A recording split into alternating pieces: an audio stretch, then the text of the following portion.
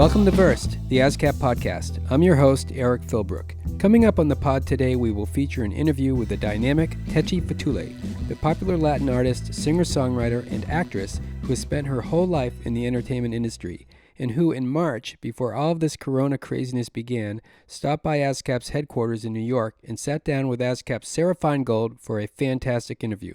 But first, with me today is Jason Reddick, ASCAP's Associate Director of Membership in Atlanta, Georgia. Jason runs the Atlanta office and proudly serves Atlanta's amazing and incredibly influential music creator community. Welcome, Jason, and thanks for joining me. I appreciate that, Eric. What's going on, everybody? Well, I'm working from home just like everybody else in the world these days. How are you doing down there in Atlanta?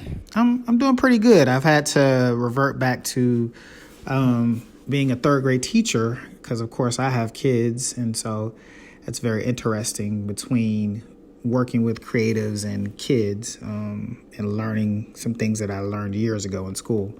But overall, it's fun. Right. So that brings new meaning to the word multitasking, I'm sure. For sure. So I just want to get a little bit of, a little bit of background on you. You've spent most of your career supporting the Atlanta music scene. Until the recent outbreak of the coronavirus, how would you describe Atlanta's music community?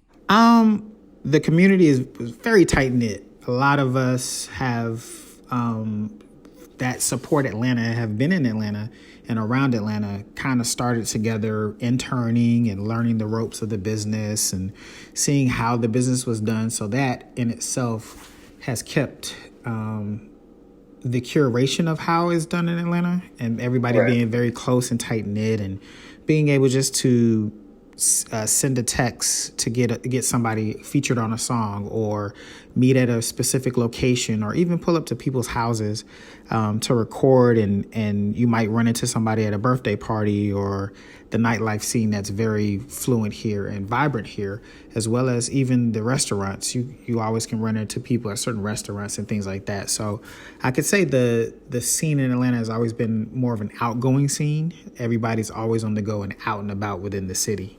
Right. So I'm sure this new pandemic is really affecting everybody. In terms of your people that you've talked to, the members and the writers and any producers, how is everybody dealing with this? I think everybody deals with it differently. There were some people that were kind of already stay-at-home type people, so it really didn't bother them. But then there were some that were ramping up to go on tour. That changed a lot of their rollout. Because if you look at the landscape and how albums come out to support tours and tours come out to support albums and vice versa, it kind of put a dent in that and halted a lot of the industry. And you can see different write-ups in publications about how big that was and how effective that was in affecting people being able to really, really put out their albums and get the support and the music that the way they put it out. And it changed how everybody is going forward in releasing music and garnering fans and just coming up with new creative ways to really, really touch the fans. Right. So in the normal world, what would a typical week be like for you in terms of your day-to-day work for ASCAP? Normally, it would have involved me going to the office. We have a small office. It's myself and my partner, Jennifer. We would go into the office. We would look at the day. Depending on the day of the week, we would see what we have on the schedule, whether it's doing an event that was education-based for some of our members, or if it meant meeting with certain people to help them straighten out their catalogs, or meeting with them just to, recruit them to we would love for them to come join the ASCAP family. So it was a lot of meetings sometimes just to, show what we had to offer, and also putting people in different rooms to collaborate or helping to create just that family feel of creating and helping them create. We had just built a studio, so we were allowing people that didn't really have the means to record or had probably never met certain people that they wanted to work with. We were making it almost like a neutral ground where people could meet up with people they wanted to record with. So we were cultivating a lot of in-office things to help people move the needle in a sense and get some direction in their careers. And that's what a lot of that looked like. And there's, as well as education and staying up to date on what publishing looks like, and to make sure that everybody had their songs registered properly so they could get paid on time and things like that. Right. Well, life goes on and creativity goes on, and like so many of our members and other organizations, ASCAP is having to innovate to keep our community connected and the conversation going. So I know the ASCAP Rhythm and Soul team recently launched a new series called Real Sounds on the ASCAP Urban Instagram live page. Can you tell us a little bit about that and what the goal is for that series? So we've been really, really blessed to have a very forward-thinking leader in Nicole George Middleton. And she kind of challenged the team and tasked us with finding ways to touch all our members across the board. And especially those members that don't have access to an office, that might be in the Midwest in Chicago, or if they're in Texas, or, places that we might visit based on a festival or something, but wanting to touch those type of members that are kind of in no man's land in a sense. On a consistent basis. So we already kind of had this initiative brewing where we were going to start doing online things and offering online interaction, so that way we could stay connected with members that could potentially see us once or twice during the year if they came to an event. We wanted to be more engaging to those members. And so this idea kind of birthed out of that, and the team came together and really wanted to find a way to start bringing everybody into our world without having to travel long distances. And that's kind of where the idea sparked for the beginning of the year for us to put these things in place. And we already had started working diligently on our programming, which is where some of these things that you see were initially going to be live programming and in the office programming, and we were going to film it and stream it and have people that are in different markets seeing it. And now it just so happened that, timing, of course, with everything, the timing came, but we were already in the process of including everybody, going on live and utilizing our social media assets. Right. Well, how timely is that? So I know the series kind of encompasses a few different types of shows. Do you want to give me an idea as to what, people can expect if they can tune into this? Yeah, some exciting things. We looked at it.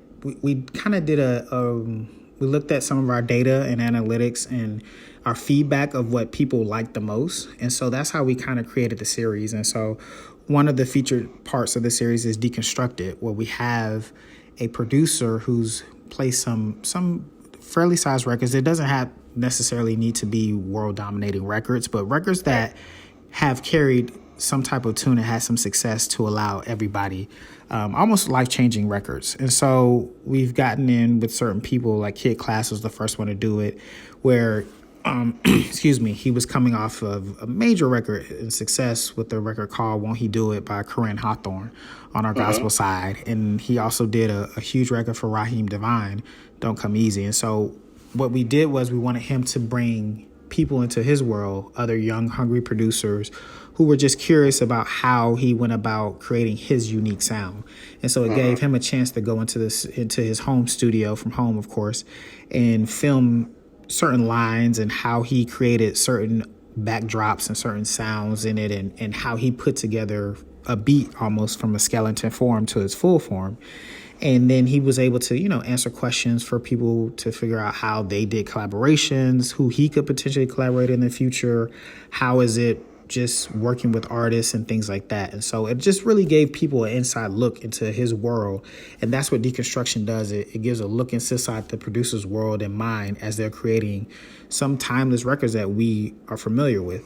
And then we have Q&A, which allows for people who are on the business side of things, as well as creatives who want to know more about the business, to get an inside track on successful managers or successful publishers or successful people that handle the business, and get a chance to really ask them questions of what that looks like to keep their business in order. Because again, there are some people that just don't have the infrastructure or their offices where they're from or where they live.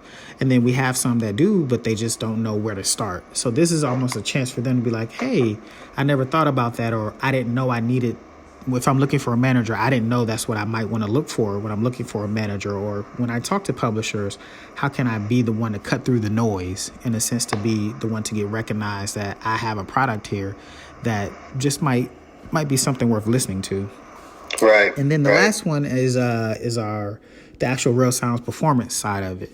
And that, again, because we know how hard it is for a lot of the artists that were used to touring and hitting certain markets and venues to perform, they're still performance ready. So it was almost like, well, let's give them an outlet so they can still perform and touch their fan base. But of course, we use our platform to help them elevate it.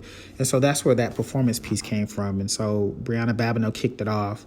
And we have some other ones coming down the line that we're really, really excited about. And we feel like the members have responded well because it gives them a chance to see their artists perform that they were looking for, as well as the fans and the people that were looking for things to do to support their album rollouts and being a part of the conversation. I think we've always had a team identity where we wanted to always be a part of the artist's team, in a sense. So they have their management, they have their publishers, they have the label. We want it to be an intricate part of their team, helping roll out things and helping support what they have going on.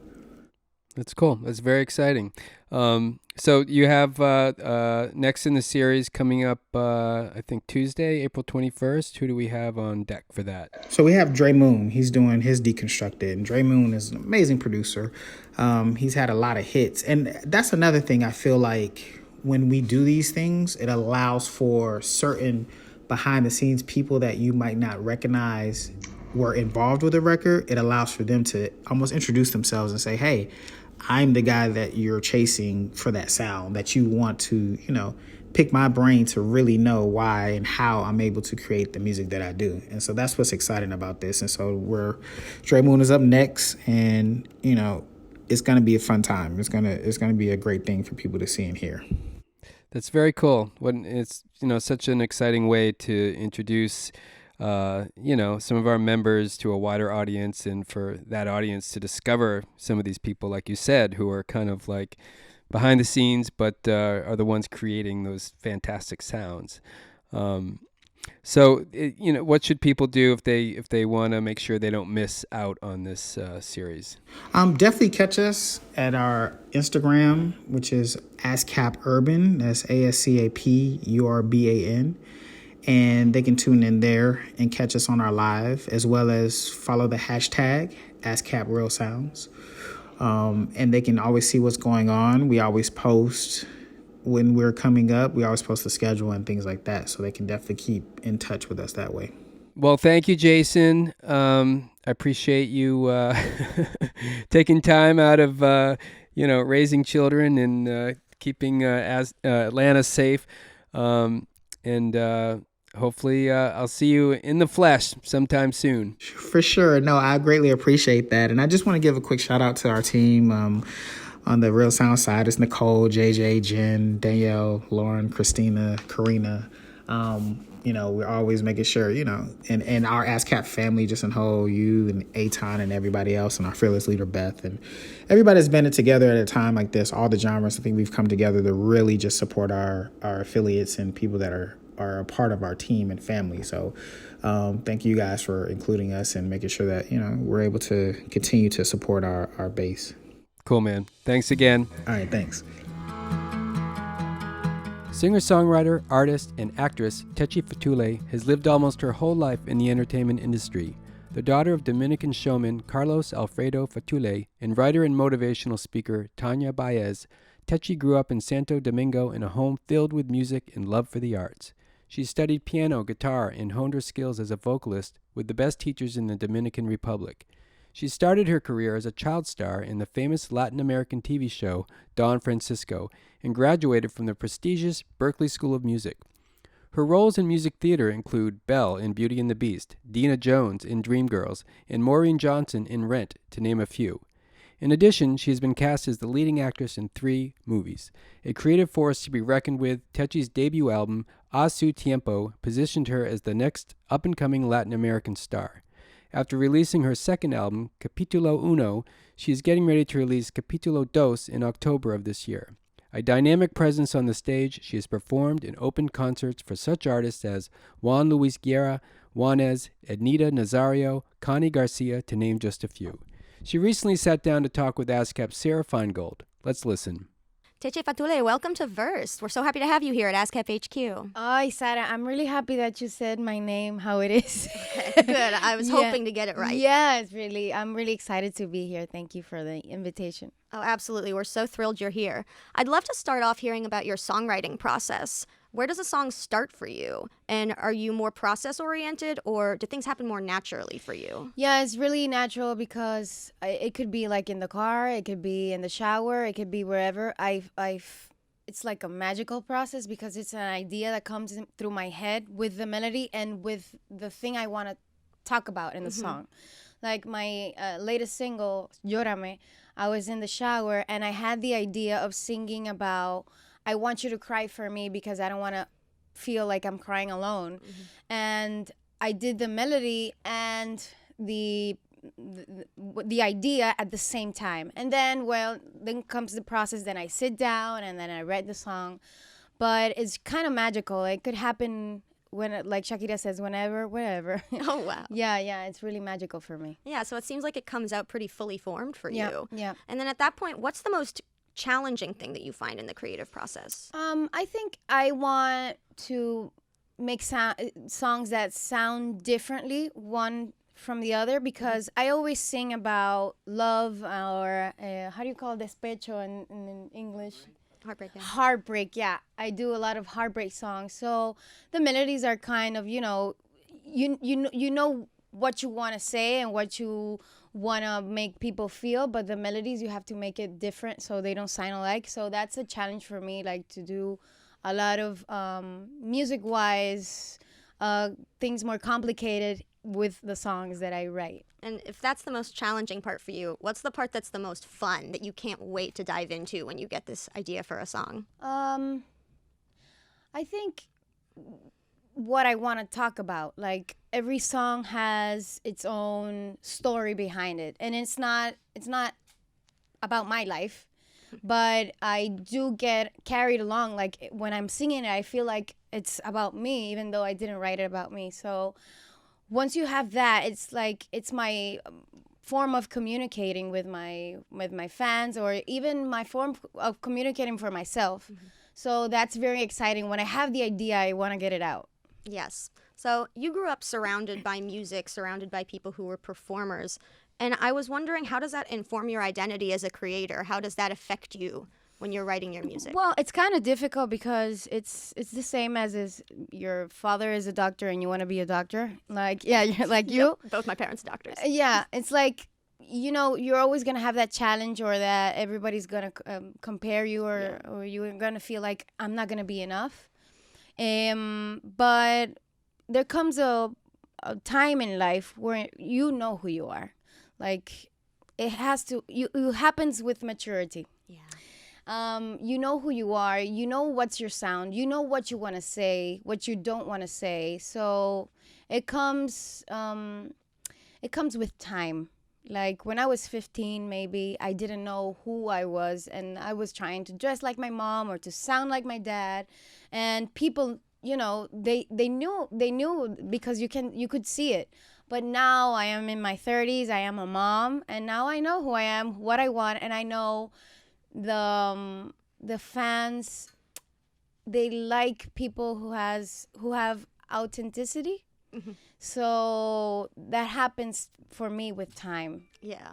Like knowing myself and knowing what I want and what am I going to do and what I'm willing to cross, what lines am I willing to cross. Do you feel like there was a turning point for you creatively where you felt you really came into your own? Yeah, when I became a mom. Yeah. Like everything shifted for me. Everything changed because I did a lot of TV and movies and stuff in my country, but I've always wanted to sing. Like that's everything I ever wanted. But since my parents did a lot of things and I was in the media since I was like 4 years old, I did everything. So I guess people didn't understand what was I because I did everything. And I didn't understand myself because I didn't have time to create, to do my craft and to be better at it. And so when I became a mom, I said, what am I giving as a lesson to my son? Like, how is he gonna follow his dream, his passion, if his mom didn't do it? So that's when I decided to leave everything behind and just be a musician, as I know I've always been. So you had your son, and you're committed to your creative vision as a singer. You're gonna write songs, but it's a very complex, often difficult life. It's very, you have to give a lot of yourself, and you're giving a lot of yourself to your family, to your craft, and then you have to make time to make sure that you're doing well. And I was wondering how you achieve balance, how you take care of your health. There's no balance. No, we're always just falling from right to left. Yeah, there's no balance because maybe in a month I'll be more an artist because I'm traveling more and I doing promo, and maybe another month it's like I'm in my house chilling and being a mom and preparing the snacks for school and everything. So there's no real balance. I think when you have a career like us artists do, we have to make our priorities really clear. Like, my priority first and foremost is my family, and then everything. So like I try, my husband tries to make our lives around my career because it's really difficult. So my kid, when I have a show, when I have to be a lot outside of my house, my kid comes, my husband is with me because that's the only way. But there's no balance. Yes, maybe it's about accepting that balance is not going to happen. And I think women, especially women and not artists, every woman, we expect to be well balanced. We have to be perfect mom, perfect professional, perfect in every way. And it's not like that. Like, in a year, you might be sacrificing something to be like a great professional. And then you have to be, if you want to be a mom, just be a mom. Like, we don't have to put so much pressure on ourselves. Women, we do that a lot. Yes, I am in church right now. I love, amen. Yes, amen. From your favorite Jew, amen. So you are so self-possessed in your creativity. You have such a vision, and I've heard that also applies to not just your music, but your videos and all of your other visual elements. So can you talk to me about the process of making your video for Llórame? Well, Llórame and all of my videos, I get really involved. Like, I like the creative process, and I now thank God that I could do movies when I was younger, and I did TV because I know when a director wants something, I don't feel scared, like, what am I going to do? I know what he wants, and I trust the director's process. I feel that's very important. And for Llórame, we wanted, Llórame is a song about, I told you at the beginning about when you have a relationship and the other person he moves on, and then you're stuck crying and pretending to be fine, but you just want that person to feel as you want to feel. So you want him to cry for you too. So we wanted to do something kind of moving like it's kind of different of what I've done because it's really dark. It's really, I have like, ¿cómo se dice? Confesionario. Oh, confessionary. I have a confessionary, and it's a bar where people go to cry secretly. Like, you can't see because it's a confessionary. You can't see. So what's cool about the video is the ¿cómo se dice? Lágrima. The tears of the people. Yeah, the tears of the people is what they give me the strength to give the best performance that I've ever done. So it's like a cycle. They give me their tears and I give them motives to cry.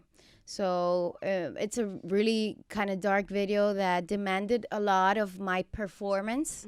And I really like in the creative process to do videos that are kind of difficult for me as an actress. I like to be, challenge in every way. Yeah.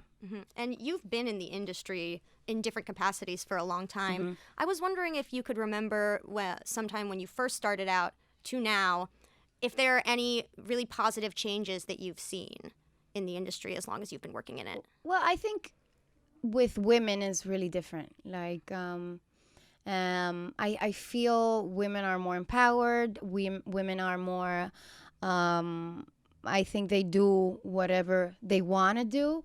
I still feel we have a lot of challenges. Like, I think we're hypersexualized still.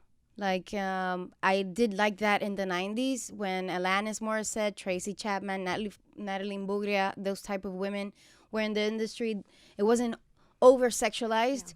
And I think we still are very over-sexualized with everything. Not just in the industry of music, like in everything. And I think it's fine. Like, if you want to be, sexy and sexual, it's fine, but it doesn't have to be a standard. So I think that has changed. Women have more power in the industry, but we haven't gotten there. We have a lot of challenges still. Yeah, the work is not done. Yeah, the work is not done. No. And I think we have to view the industry. I think something we did before is that we had a lot of music and a lot of different artists for different genres. Like, they were really popular in their genres. And there's something fantastic now that it's in internet. Like, you have Apple Music and Spotify. You can look for whatever artist, but we still have to push a little other genres, like everything that's not like the top 40s. So that's important too. Definitely. So you're from the Dominican Republic. I was wondering, how does your culture inform the way you create music, and what's your favorite thing about being Dominican? I think my culture is very passionate about everything. So that's, you can feel that in my songs. They're very passionate, and my videos. We Dominicans we are always happy, or when we're sad, we're happy, or when we are heartbroken, we sing it out and we have a drink and whatever, So I think that's part of me. It's part of me being a Latina and being empowered and being from an island. I feel very, very connected to my country. Like, I live there and I make music from my country, so I am very connected and I feel very, very Dominican. I like about my country the people. Right now, we're living in a situation very difficult in Dominican Republic with the suspension of the elections, and we are protesting. We have 2 weeks protesting, and I haven't felt more Dominican than ever in the last few weeks, because we are really connected. The people are really connected. Like, we want the best for our country. We sing the anthem. We do the cacerolazos. We take pots at a certain hour, and we ring, like we smash them with other pots, and everybody, you can hear all the cities in Dominican Republic like at the same hour. So there's a unity now that I didn't feel before. So I feel very proud of being Dominican. Yeah, it sounds like an incredibly moving moment. Yeah, I get goosebumps thinking about it. Yeah, the chills. So I wanted to talk to you about some people call music the universal language, and you may be singing in Spanish, but people who don't speak Spanish can definitely hear the emotion in your voice. They can understand the power behind it. And I was wondering, what do you hope that people take away from your songs, even if they don't speak Spanish? If they do, if they don't, what do you hope that people walk away with? I think that my music is meant to be for people who want to feel less alone. Because when you're in a heartbreak, or you're feeling depressed, or it's a difficult time in your life, you think you're the only one with that problem. And it's not true. We all have the same problems in different scales and in different time of our lives. But when someone sings to you in the way, like you want to cry, you want to let it out, and someone sings to you and it moves that button, then you feel less alone.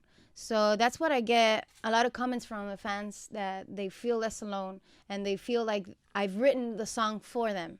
So that's really important for me, like to connect people with my songs. Yeah, that's really beautiful to hear that people are feeling Yeah.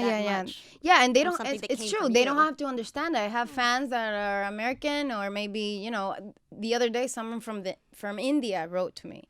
So it's really moving that people, not songs that make your body move, but make your heart move.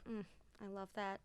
I should do like a, I have to write that Yeah, write one that down. down. That's a good one. Not your body move, your heart move. Yeah, no splits. That's just you. So to finish up, I wanted to ask what art has inspired you lately, whether it's visual art, songs, film, TV. What is inspiring you? What are you loving right now? Something very inspiring that I did with my last album and I'm doing with the next album, visual wise, is that I'm working with Dominican visual artists. So every cover of a song in my album is painted by an artist.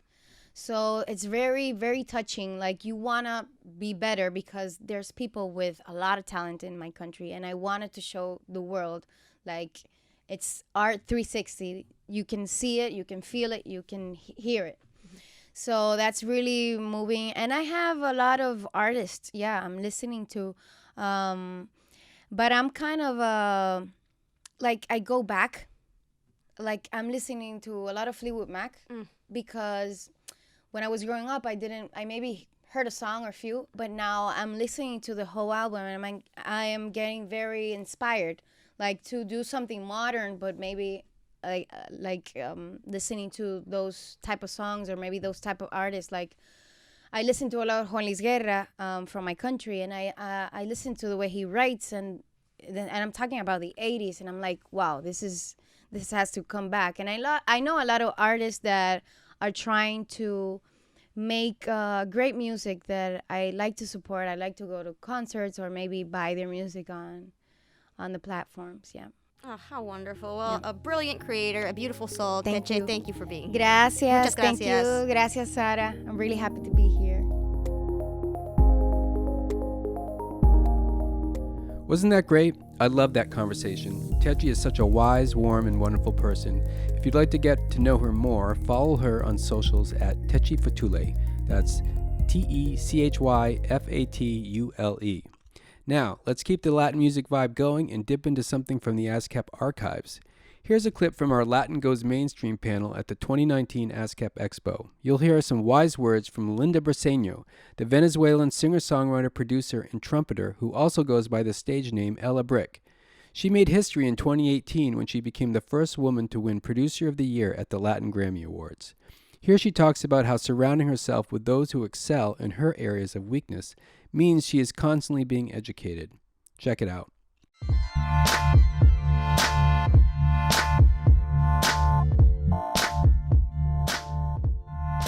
The collaboration is so important. Never say no to a collaboration, because that's when you start, when you collaborate, you are deciding to learn from people that think different from you. I love the collaboration with lyricists, for example, because the lyrics is not my strength. And you got to make sure you know what's your strength. What can you bring up to the table, When you're, for example, I've been in sessions in Miami with bigger songwriters, but every songwriter, they have their own strength and their own weakness. And that's the importance of collaboration when you are working in team, You make sure, you take the best of the people and make it a huge thing where a good song came up, Yesterday, we were in the panel, and I feel like there's a lot of pressure on writing hits, and it doesn't work like that. Mm-hmm. You just write a song, based on the moment, based on the musicians and the stories that came to the table, and let the people decide if it's good or not. And if it's not good, you keep creating art, like Andy Warhol said, And that's to me the collaboration, and it will always depend on the mood and the position that I'm in as an artist. Love.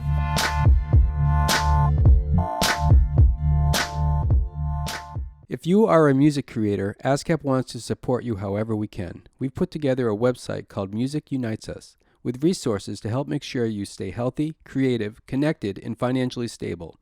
Go to musicunites.us and you'll find instructions on how to keep your ASCAP royalties flowing, financial assistance programs to help you out, some amazing free resources from our member benefits partners to help support your well-being, and a bunch of educational resources to keep you creative while you're holed up at home.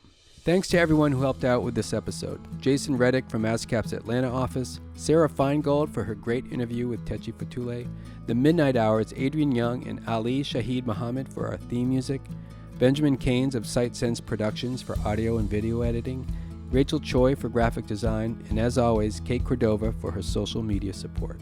If you'd like to check out our show notes and listen to some of the music mentioned on today's show, visit ascap.com/versed. And finally, thanks for listening. Remember, music unites us, so keep the music flowing, and we'll see you back here next time.